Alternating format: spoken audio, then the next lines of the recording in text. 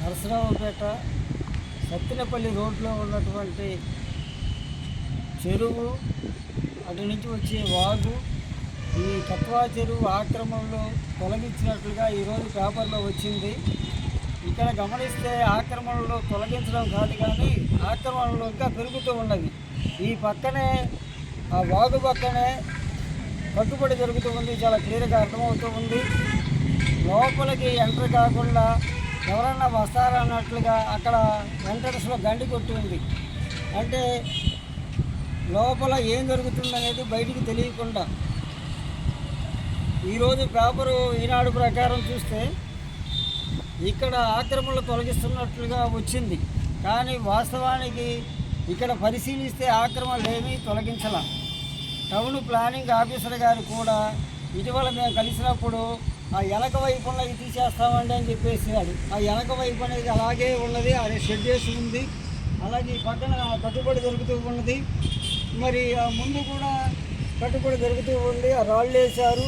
ఆ వాగు అనేటువంటి దాంట్లో ముఖ్యంగా భీములు వేసి ఉన్నాయి లోపలికి. ఇవన్నీ కూడా మున్సిపాలిటీ వాళ్ళు కట్టుకథలు చెబుతున్నారు.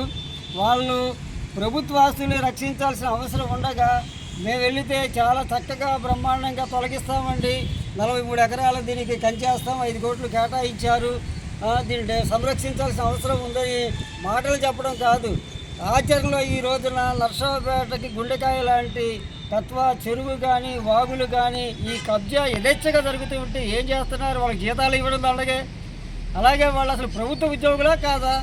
ప్రభుత్వ ఆస్తులు రక్షించాల్సిన అవసరం ఉందా లేదా? ఇటువంటి వ్యవహారాన్ని జిల్లా హెడ్ క్వార్టర్లో జరుగుతూ ఉంది. కలెక్టర్ గారు ఇప్పటికైనా స్పందించాలి.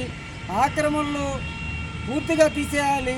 ఈ చెరువుని కాపాడాలని ఈ సందర్భంగా మేము ప్రభుత్వాన్ని డిమాండ్ చేస్తూ ఉన్నాము. ఆక్రమణలకైనా తొలగించకపోతే బుడమేరు మునిగి విజయవాడ ఎలాగైతే విజయవాడ ప్రజలు ఇబ్బంది పడి బలైపోయిందో ఆ గతి నర్సరావుపేట కూడా పట్టబోతుంది. కాబట్టి ప్రజలారా మీరు ఆలోచించండి.